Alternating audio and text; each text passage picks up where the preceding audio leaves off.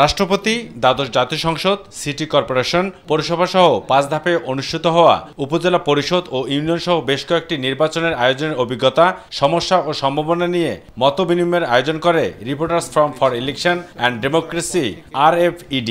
কিছু কিছু বিধিবিধান সংশোধিত হয়েছে। আপনারা জানেন অতি সম্প্রতি আমরা ১% সমর্থনের যে একটা জটিল বিষয় ছিল সেটাকে আমরা স্থানীয় সরকার নির্বাচনের থেকে তুলে নিয়েছি। আর এই অনুষ্ঠানে প্রধান অতিথির বক্তব্যে প্রধান নির্বাচন কমিশনার কাজী হাবিবুল আউয়াল তুলে ধরেন তার অভিজ্ঞতার কথা। আমরা এই ২ বছরে বিভিন্ন ধরনের নির্বাচন করেছি। ইউনিয়ন পরিষদের নির্বাচন, সিটি কর্পোরেশন, আমরা ৫টি সিটি কর্পোরেশনের নির্বাচন করেছি, পৌরসভার নির্বাচন হয়েছে, জেলা পরিষদের নির্বাচন আমরা সম্পন্ন করেছি।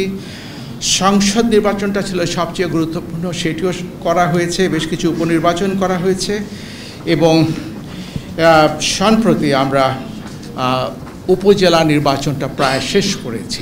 সিইসি তার বক্তব্যে নির্বাচনী রোডম্যাপ, সভা, সেমিনার, সংলাপ, ইভিএম পদ্ধতির ব্যবহার, নতুন নিবন্ধিত রাজনৈতিক দলসহ তুলে ধরেন মাঠ পর্যায়ে প্রশাসনের সাথে গভীর সম্পর্ক নিয়ে উঠে আসে নির্বাচনী সহিংসতার প্রসঙ্গ। এবার নির্বাচনটা অনেক বেশি সহিংসতা মুক্ত হয়। সহিংসতা একেবারেই হয়নি এই কথাটা বলা যাবে না, কিন্তু অনেকটাই সহিংসতা মুক্ত হয়েছে। ভোটার উপস্থিতি কম সহ বেশ কিছু রাজনৈতিক দল এবং বিএনপি নির্বাচনে না আসার প্রসঙ্গ সহ ভোটের সংস্কৃতি নিয়ে কথা বলেন সিইসি। এখনও দেশের রাজনীতি থেকে নির্বাচনটা একেবারেই বিচ্ছিন্ন নয়। রাজনীতিতে কিছু সংকট এখনও রয়েছে। সার্বিক পরিবেশ এখনও কাঙ্ক্ষিত মাত্রায় ও পুরোপুরি অনুকূল হয়ে ওঠেনি। সে কারণেও আপনার উপস্থিতি কম হতে পারে। রাজনৈতিক বৈরিতা ও বিভাজন আমাদের দেশে এখনও রয়েছে।